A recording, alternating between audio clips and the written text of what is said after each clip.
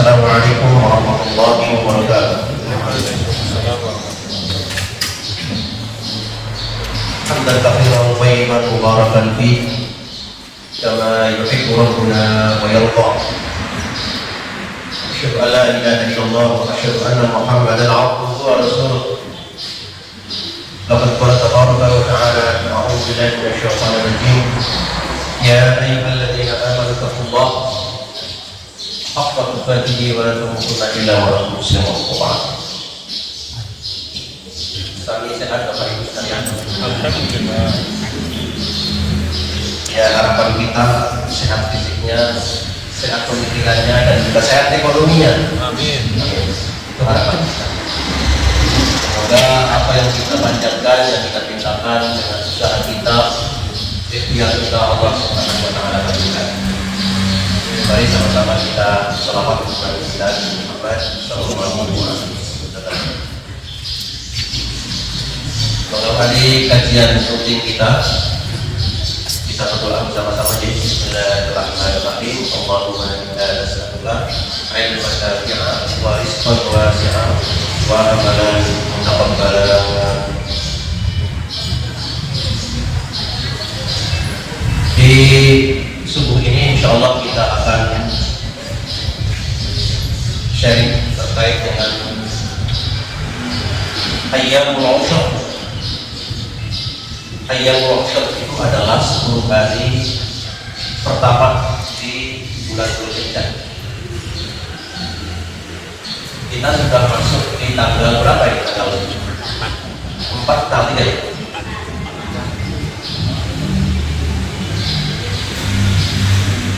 Kalau kita merujuk pada teks-teks Al-Quran Karim,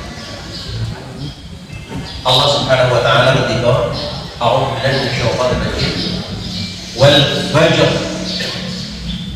di surah Al-Fajr ini, wal fajr, demi Allah yang telah menciptakan fajar. Fajar ini ada dua kategori, ada fajar galib, ada fajar shadiq. Fajar shadiq itulah penentu waktu subuh. Kalau fajar galib itu belum waktu subuh. Nah, di Perserikatan Muhammadiyah menentukan fajar shadiq berbeda dengan penentuan keputusan kemenangan. Ini berdasarkan analisis. Kalau menurut Taji berbeda 8 menit. Jadi pada saat azan subuh menentu menurut Muhammadiyah belum masuk waktu subuh, maka harapannya menunggu 8 menit baru kemudian ke waktu subuh menurut Taji. Apakah ini sudah diamini oleh Muhammadiyah atau belum, saya tidak tahu. Ini sudah ya. Di sini sudah. Apa komentarnya? Bagi yang puasa, alhamdulillah, ya waktu boleh menit maning.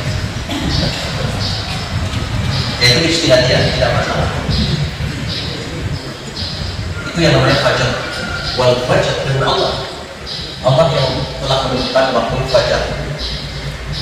Walayalin ashr, dan malam-malam 10 hari di awal bulan Dzulhijjah. Al-layalin ashr. Inilah waktu-waktu hari-hari yang mufaddal, hari-hari yang penuh keistimewaan, dari tanggal 1 Dzulhijjah sampai tanggal 10 Dzulhijjah. Itu bahasa kita waktu yang ampuh, nilainya besar kalau kita beramal saleh. Wasyafa', dan Allah pula yang telah menciptakan huruf genap, tanggal 10 Dzulhijjah genap. Wal watr, dan Allah pula yang telah menetapkan huruf ganjil, ayat tasyrik 11, 12, 13 hari tasyrik. Wal laili idza yasr, dan ingatlah ketika para haji itu bermalam di Musdalifah. Itu rangkaian terkait dengan rekonstruksi ibadah haji. Nah, bagi kita yang non-hujjaj, yang bukan sedang melaksanakan ibadah haji adalah walaya min asyar, memanfaatkan potensi momentum tanggal 1 sampai tanggal 10 Dzulhijjah. Yang kita kebetulan Bapak Ibu sekalian, kita bersyukur tahun ini Kemenang menentukan tanggal-tanggal hijriahnya sama dengan keputusan tadi. Jadi besoknya sholat nanti bersama.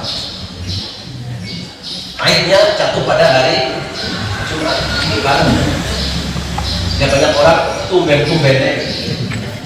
Tahu tumben-tumbennya? Apa tumben-tumbennya?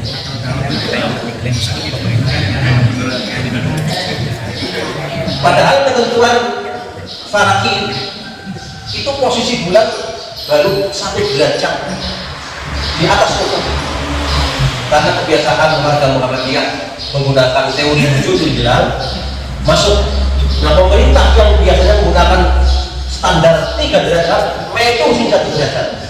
Alhamdulillah bisa memahami pola pikir yang diyakini ilmu tafsir. Dan sehingga tahun ini kita akan bersama. Tadinya nggak jadi grup. Ini antara Jumat dan Sabtu. Ini kalau kira-kira Jumat dan Sabtu yang ramai itu yang Jumat atau yang Sabtu kira-kira? Kalau Idul Fitri yang depan, Gitu ya. Jika nanti penyembelihan kurban di hari Jumat, meskipun ini masih mukhtalaf, masih ada perbedaan pelaksanaan di Muhammadiyah antara khutbah pagi dan khutbah siang Jumat. Ada sebagian warga Muhammadiyah yang merumuskan tidak ada Jumatan, jadi hanya 1 kali khutbah saja di pagi hari. Ini mendasarkan pada hadis Umar bin Khattab yang mengatakan, ya ahlal bariyah, man arada ayam badr fal yang badr, famanlah fal yarji'. Wahai penduduk-penduduk desa yang kepengen Jumatan di sini, tunggulah Jumatan. Tapi yang tidak, nggak usah Jumatan, karena tadi pagi sudah melaksanakan khutbah yang pertama. Saya nggak ngerti di alam ini ada Jumatan atau tidak, tetap Jumatan ya, ada apa-apa. pinggir jalan, Pak. Di sebagian warga Muhammadiyah karena sibuk ngurusi kurban, sehingga gebukan saja, tidak ada Jumatan yang dirukshokan ke sana. Jangan mereka tidak pernah. Itu terkait dengan pelaksanaan. Jika ada 2 khutbah di suatu hari, maka khutbah yang terakhir yang dirukshokan. Sholat Id pagi sudah ada khutbah. Ada hari Jumat maka dirukshokan. Ini sering terjadi yang dilakukan. Nah, sekarang kemarin sudah muslimin, 10 hari di awal bulan Dzulhijjah. Kalau kita merujuk juga pada teks-teks tadi, ini luar biasa. Abdullah bin Umar itu meriwayatkan, kata Nabi, "Ma min ayyamin a'dhamu 'inda Allah wa la ahabbu ilaihi al-'amalu fihinna min hadhihi al-ayyam al-'ashr." Tidak ada hari-hari yang lebih besar pahalanya dan tidak ada hari-hari yang lebih afdol nilai amal ibadahnya jika dibanding dengan hari-hari beramal ibadah, beramal soleh di 10 hari pertama di bulan Dzulhijjah. Itu yang disebut ayyamul usyur. Tetapi Bapak Ibu, tidak ada ibadah khusus. Puasa atau nggak ada, semua amal ibadah saja. Yang mau puasa is okay, yang mau ibadah lain is okay. Maka Nabi mengatakan fa'atiru bitahlil wa takbir wa tahmid, yang misalkan diperbanyak kalimat thayyibah Bapak Ibu, seperti la ilaha illallah wahdahu la syarika lah, lahul mulku wa lahul hamdu wa ala kulli syai'in qadir. Itu kan thayyibah. La haula wa la quwwata illa billah, subhanallah walhamdulillah wa la ilaha illallah wallahu akbar. Itu kan diperbanyak minimal itu. Belum amal-amal sholat yang lain. Jadi paham kita tidak ada bentuk amal sholat khusus sebagaimana yang berkembang puasa khusus tidak ada, sama saja yang puasa lah, yang lain lah, kerjakan amal soleh. Nah bagi Allah Subhanahu wa Ta'ala, beramal soleh, beribadah di 10 hari pertama di dunia ini nilainya lebih afdal, lebih besar dari hari-hari biasanya. Sehingga seorang sahabat yang namanya Abdullah bin Abbas mengkonfirmasi, walal jihad fi sabilillah ya Rasulullah, bagaimana kalau dibandingkan dengan jihad? Kata Nabi, walal jihad fi sabilillah, termasuk jihad fi sabilillah juga nilainya di bawah amal ibadah di tanggal 1 sampai 10 di awal bulan Dzulhijjah. Jadi luar biasa. Ini jihad kalah, kecuali man kharaja fi nafsihi wa mali wa lam yarji' bi syai', kecuali orang yang jihad dengan harta dan kekuatannya kemudian mati, dia lain ceritanya. Memang kalau mati dalam jihad itu lain ceritanya, tetapi kalau jihad bagi matinya sendiri pahalanya masih kalah dengan amal soleh di bulan atau di tanggal-tanggal 10 hari pertama di bulan Dzulhijjah. Luar biasa. Apa perbedaannya amal soleh aktif dengan pasif? Saya sering katakan di sebuah bahasa, yang aktif itu amal soleh yang hanya ada pahalanya pada saat dikerjakan saja. Rampung ya sudah, nggak ada pahalanya lagi. Baca Quran, saat baca Quran ada pahalanya, begitu rampung baca Quran selesai pahalanya. Orang sholat ada pahalanya pada saat mengerjakan sholat. Berbeda dengan amalun jariyun atau amal jariyah, sedekah jariyah. Sekali beramal sedekah jariyah, maka selama-lamanya sampai hari kiamat dia tidak terputus pahalanya.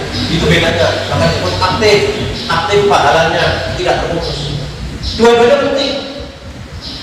Baik amal sholat yang sifatnya pocokan tidak ada di saat itu dikerjakan berpahala, selesai sudah. Maupun amal sholat yang sifatnya jariyah pun pahalanya terus mengalir. Kedua-duanya penting. Begitu. Nah, kerjakan apalagi amal-amal sholat yang berjariah di tanggal-tanggal 1 sampai tanggal 10 akan punya keistimewaan tersendiri. Berjariah di tanggal-tanggal ini punya keistimewaan sendiri, tentunya dalam pandangan Allah Subhanahu wa Ta'ala. Ini penting Bapak Ibu, supaya kita tidak ketinggalan momentum yang kita bisa, karena kita semuanya bukan sedang melaksanakan ibadah haji.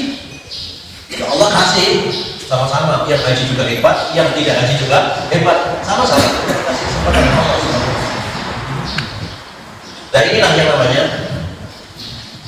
ayyamul usyr, termasuk amal soleh puasa 1 hari nanti di bulan di tanggal 9 Dzulhijjah, yang kata Nabi yukaffirus sayyi'at al-madiyah, yukaffirus sanatul madiyah wal baqiyah, bahwa puasa Arafah yang insya Allah nanti jatuh pada hari Kamis, puasa sehari saja, puasa Arafah itu yang kata Nabi bisa menghapus dosa-dosa kecil setahun yang lalu dan setahun yang akan datang. Luar biasa itu. Tapi itu dosa kecil ya, bukan dosa besar. Yang dihapus oleh Allah itu dosa kecil. Kenapa tidak dosa besar? Oh tidak, dosa besar harus bertaubat kepada Allah. Kalau dosa kecil tanpa taubat pun akan dihapuskan oleh Allah Subhanahu wa Ta'ala. Maka kita yakinkan dosa besar harus bertaubat kepada Allah sebelum mati kita. Tetapi sekali-kali melaksanakan dosa kecil dapat terhapus di antaranya melalui puasa Ramadan 1 hari saja. Nanti insya Allah yang jatuh pada hari Kamis. Bapak Ibu yang dirahmati Allah Subhanahu wa Ta'ala, momentum 10 hari pertama ini jangan disia-siakan. Bagi kita tentu yang ingin berburu amal soleh. Wa likulli wishatun wa waliha fastabiqul khairat aina ma takunu ya'ti bikumullahu jami'an. Innallaha ala kulli syai'in qadir. Itu janji Allah. Sudah, kita punya prinsip yang jelas, maka berfastabiqul khairat. Karena apa? Fastabiqul khairat ini adalah pemacu kita untuk semakin siaga, bertambah terus. Aina ma takunu ya'ti bikumullahu jami'an. Dimanapun kita beramal soleh, ketahuan oleh Allah dan Allah akan kasih berikutnya. Ini jangan khawatir. Nah, kalau sudah punya prinsip seperti itu, kalau mau beramal soleh tidak singap-singuk lagi, betul apa tidak Pak? Tidak singap-singuk, beramal soleh saja dimanapun, kapan Allah tahu. Nah, support yang semacam dia saya ingat bersama-sama. Sekali lagi, apalagi sedang berada di tanggal 10, bukan tanggal 10, berada sedang berada pada momentum tanggal 1 sampai tanggal 10 Dzulhijjah. Ini luar biasa dorongan kita untuk tidak melupakan momentum yang baik. Bapak Ibu yang dirahmati Allah Subhanahu wa Ta'ala, ketika kita sudah memanfaatkan nanti beramal soleh mulai tanggal 1 sampai tanggal 10, sampailah kita pada tanggal 10 nanti, namanya hari Nahar. Itu yang disebut wasyafa', dan Allah yang telah menentukan tanggal genap tanggal 10 Dzulhijjah, namanya hari Nahar. Hari Nahar yang pertama. Nahar itu apa? Nahar itu Nahar. Nahar itu adalah lokasi penyembelihan. Di sini Nahar. Atau hari keleket bahasa kita. Ini Al-Amin penyembelihan berapa Pak? 5 sapi. Pedusnya? Rencana Pak. Kenapa tidak ada pedus? Ada 2 Pak, rencana 2. Nanti kalau saya sampaikan hadisnya pada kaget gitu. Nanti kalau saya sampaikan hadisnya pada kaget. Nah, wasyafa'. Nah, bagi kita yang tidak melaksanakan ibadah haji, ada kesempatan untuk ibadah kurban. Kalau saya tanya ke jenengan, kira-kira ibadah kurban itu wajib atau sunat? Wajib atau sunat? Wajib yang mau. Ya, ada yang wajib, ada yang sunnah, ada yang mutlak. Pak, ayatnya kan jelas. Fasalli, sholatlah kamu. Itu wajib atau sunnah? Wajib. Wanhar, sembelihlah kurban. Pada baik perintah ini. Dan ayatnya tidak mengatakan kurban tak jadi duwe, orang itu. Perintahnya sama, sholatlah dan kurbanlah. Fasalli di rabbika wanhar. Pada baik perintah. Masa dibaca-baca anak? Dia wajib ya. Nah, ya seperti wa aqimus shalah wa atuz zakat, kita bedakan padahal pada perintah sholat, zakat. Kenapa dibedakan? Sholat wajib, zakat sunnah. Dan begitu pada baik ayatnya. Wa aqimus shalah wa atuz zakat, satu rakyat. Fasalli li rabbika wanhar, satu rakyat. Dan jadi perintah dari Allah.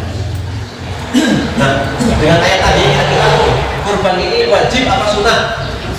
Wajib. Wajib apa sunnah? Kalau ngomong wajib lakon kan, ngomong sunnah kena perintahnya jelas gitu ya. Terus kan baik-baik lah. Ini Bapak Ibu,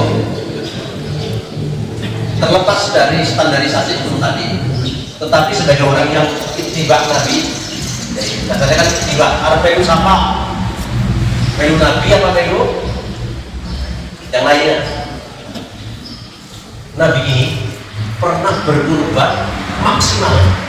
Berapa maksimalnya? 100 ekor onta. Ayatnya mana? 100 ekor onta. Kalau onta satu aja harganya 10.000 real minimal. Kisaran 40 juta satu onta minimal. Nah kalau 100 kan berapa ya? Nilai rupiahnya. Nabi pernah berkurban maksimal. Tetapi yang minimalis juga pernah. 1 ekor kambing, apa kata Nabi?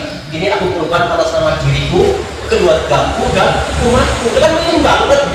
Satu pedus dong, kelompok yang kelompok diriku, kelompok keluargaku, kelompok jadi kita sudah dikorbankan oleh Nabi, nggak usah kurban. Begitu namanya apa? Nah, ada kurban. Aku sudah berkurban. Baik, Nabi dulu kan kurban kita. Bukan begitu pembahasannya. Itu sampel bahwa Nabi ini ketika punya ya kurban banyak, ketika tidak punya bukan berarti tidak berkurban, kurban minimal. Dan dengan kata kurban itu menunggu dua efek, betul apa tidak Pak? Nah, saya sampaikan istilah kurban. Ini hadisnya Sahih Muslim, hadis yang 1962. Jadi ada hadisnya. Hadis kurban. Hadis Sahih Muslim 1963 nomornya. Di dalam kitab Durrus Saniyah. Ini dari Jabir bin Abdullah. Kata Nabi, la tadbahu illa musinnatan. Kamu kalau berkurban, yang butuh binatang yang umur. Yang umur Pak. Ini ketentuan pertama. Berapa umur binatang yang harus dikurbankan? Satu, kalau itu onta 5 tahun baru disebut umur. Kalau belum 5 tahun tak boleh untuk berkurban onta. Kalau sapi sedatain. Oh ya, terima kasih. Ini ada mendoang, ada apa lagi? Ada tuh ketek.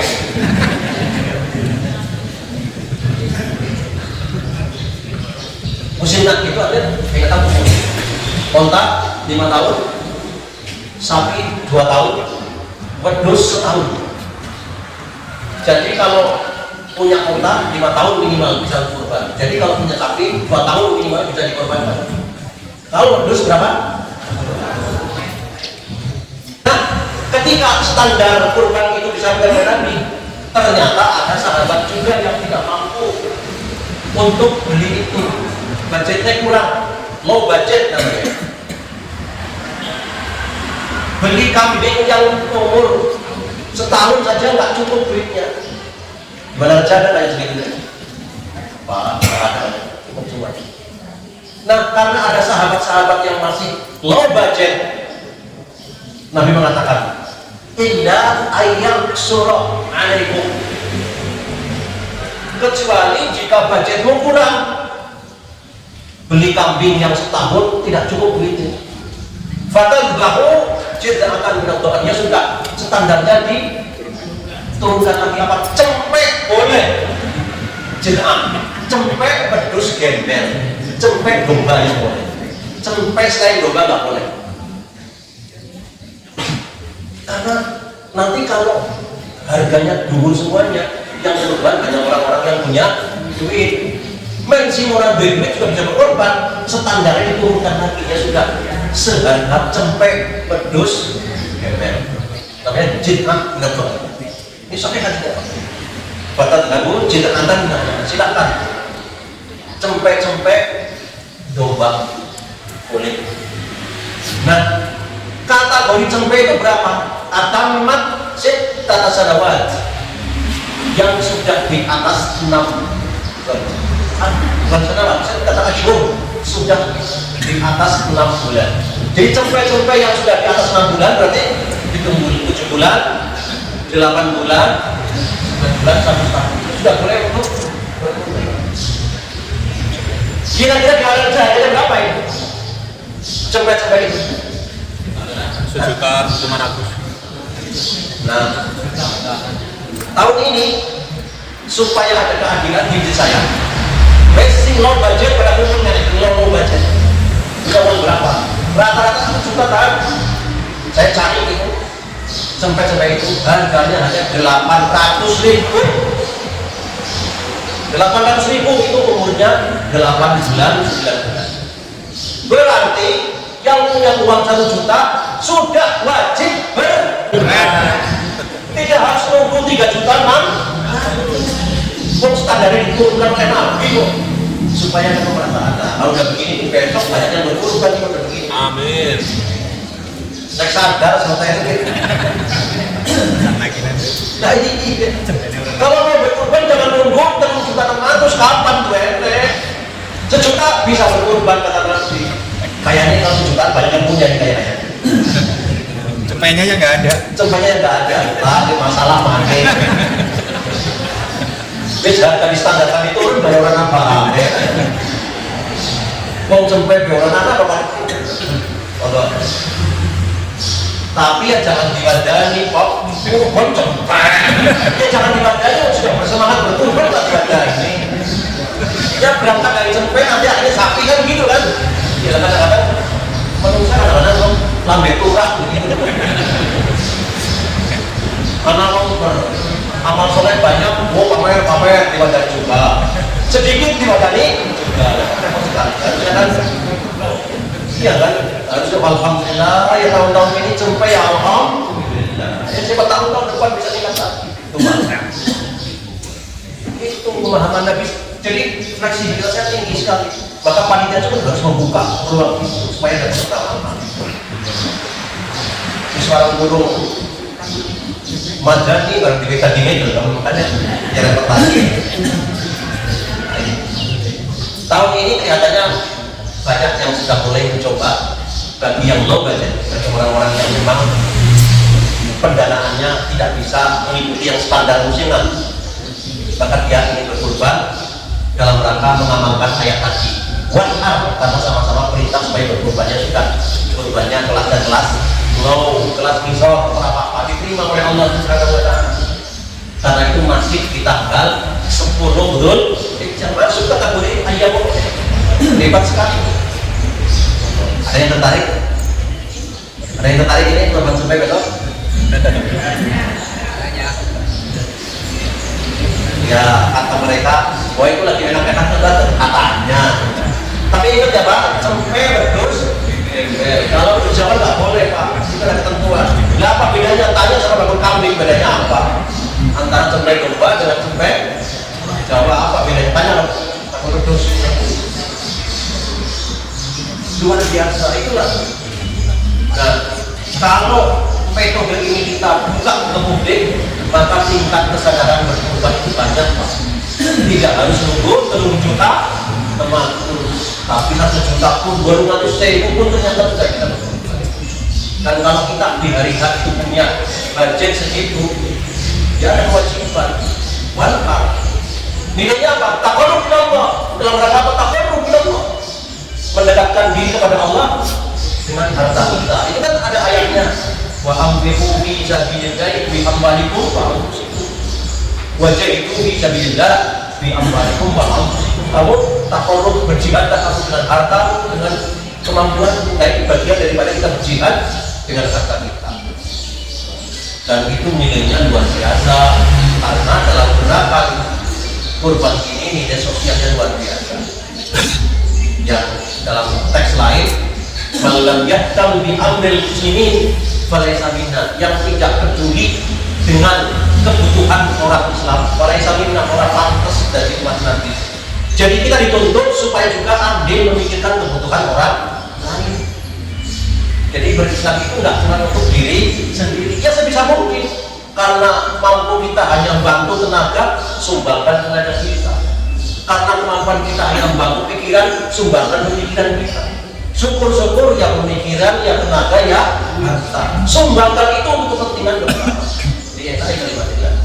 Nah, orang yang punya pemikiran seperti itu, kata Nabi, ini umatku ya seperti ini. Tapi kalau yang makan bodoh, memang gak pikirin, pakai TGP, memang gak pikirin. Wah, itu bukan umat Nabi, karena umat Nabi adalah umat yang punya sense of sensibility, sense of feeling, punya rasa understanding, punya rasa kepekaan. Oh iya, sama-sama punya.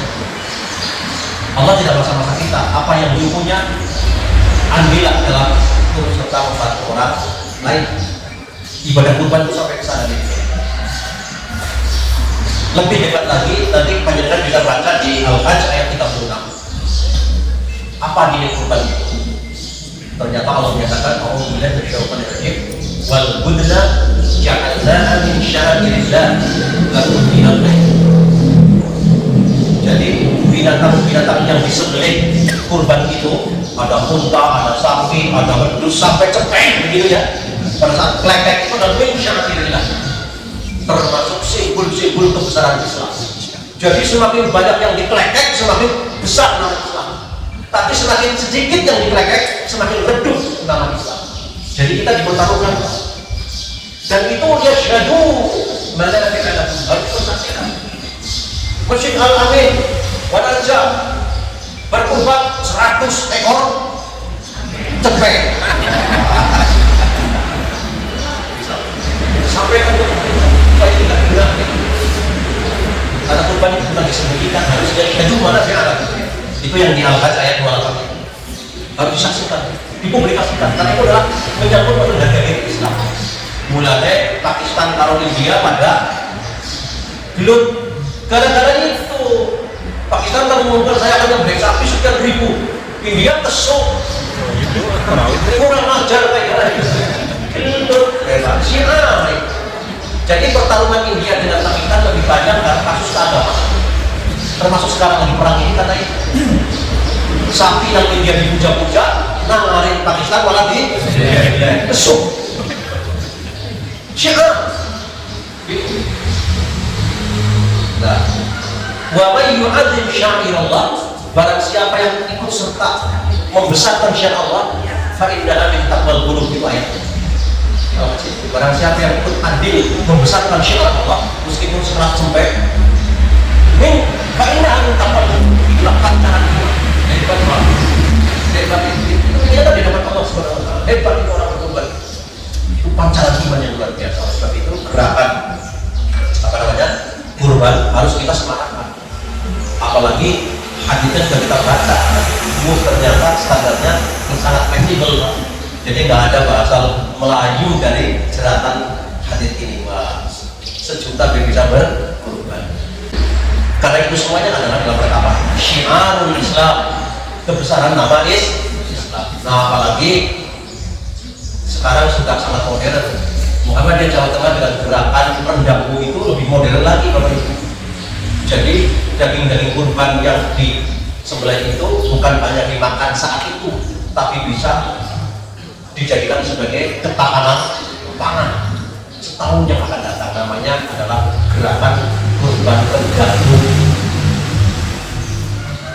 termasuk yang kurban beneran maupun kurban latihan. Nah, jadi ini menarik bagi Bapak Ibu yang ingin menyumbangkan daging sedekah, bisa nanti hubungi Lazis KL 50.000. Kemarin saya pengajian di PCM di Namun, saya bawa sirkuleran, ini nggak bawa saya dari Lazis itu saya sebarkan 50 sirkuler, tugas turunan narasi saya ketemu ada jam saya untuk rendang tadi, membantu baik yang kurban maupun yang sedekah rendang.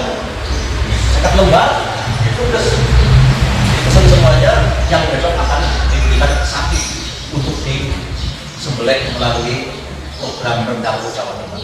Kalau nggak salah tahun kemarin itu nyembelih 450 ekor sapi, berarti berapa miliar itu? Jadi dari Bapak Ibu sekalian, ada yang sedekah, ada yang termasuk kurban kuburan. Nah, itu digunakan untuk ketahanan pangan.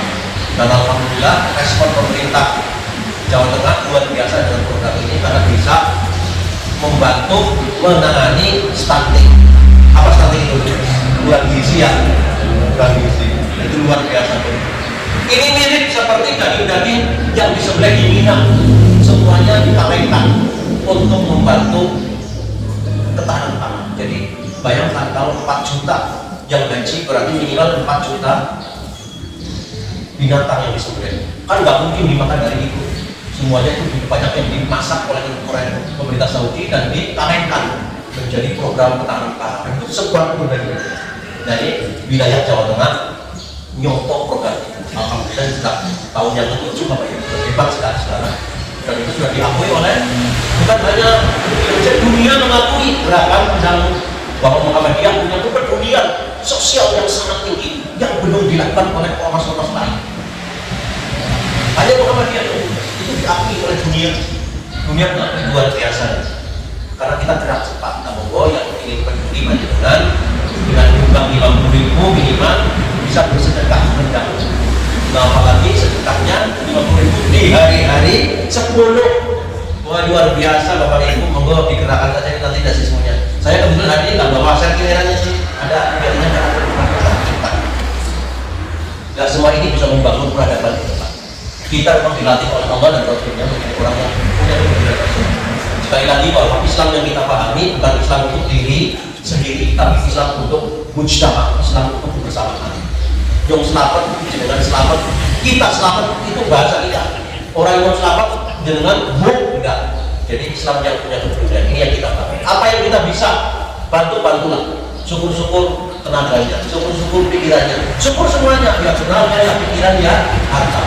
Nah, semakin banyak yang kita sumbangkan kepentingan Islam ini, itu yang disebut min syamairillah, simbol-simbol kebesaran Islam. Nah, kalau sudah begini luar biasa. Mudah-mudahan Allah Subhanahu wa taala senantiasa memberikan kemampuan bagi kita semuanya, tenaga pikiran, kesempatan sehat, dan kita terus bisa berkontribusi dalam jihad fi sabilillah, amar ma'ruf nahi munkar. Alhamdulillah.